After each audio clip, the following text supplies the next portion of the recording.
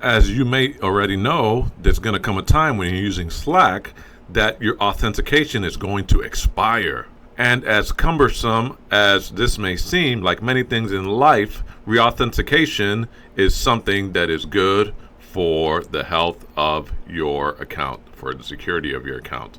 When this happens, signing in with your saved Google account might do nothing. What you'll have to do is put in your email account for the organization that you're using Slack for and signing in with your Gmail password. Yes, you will have to do this manually. Once you put in your email for this account, you will select Sign In. Slack will then ask you which email account you use, in this case Gmail, and this is where the email verification will be sent. Sitting in your email inbox should be an email confirmation from Slack, which you have to click and select Confirm Address.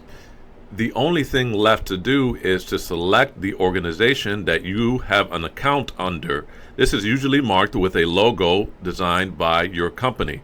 Keep in mind, you might have to do these steps more than once to be re-authenticated. That's it. Thanks for watching the video, and remember, be patient with yourself and help us help you.